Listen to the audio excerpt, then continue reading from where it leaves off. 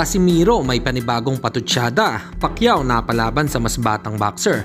Ito ang pag-usapan natin, pero bago ang lahat, subscribe po ng channel ko. Huwag niyo na rin kalimutan i-click ang notification bell para lagi kayong una sa balita. Laban ang aasahan, balita sa mga pambato na isasala, pasabog na video, lahat yan nandito. Nino Cruz TV ang iyong paborito.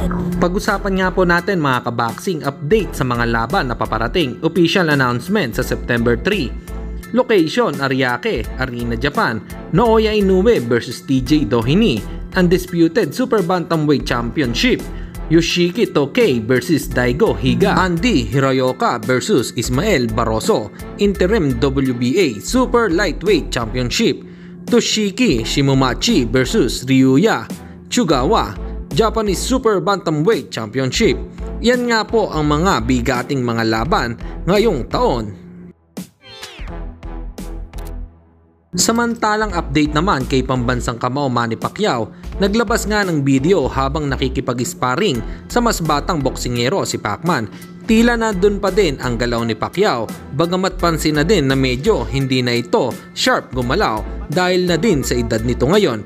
Etong at panoodin natin ang naturang sparring.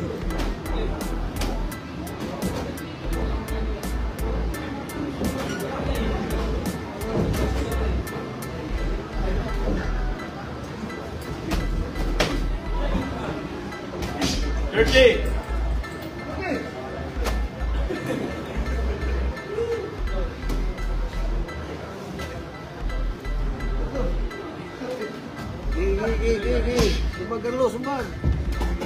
Pangin Carlo, pangin. Sigan. Hindi sapod, di ko ulo.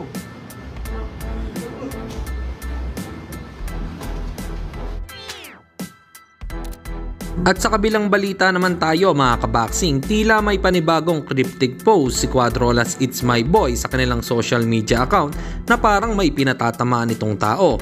Ayon sa kanyang post ay sinabi nito na tara let's go, papalag ka ba talaga? At kung umatras ka, pwede ba kitang pabayarin? May isa na namang umepal, papalag kaya to? Palagay nyo mga kaboxing, sino kaya itong taong tinutumbok ni Cuadrolas? Comment lang kayo sa ibaba. Dito na lang ang aking boxing news report. Babu!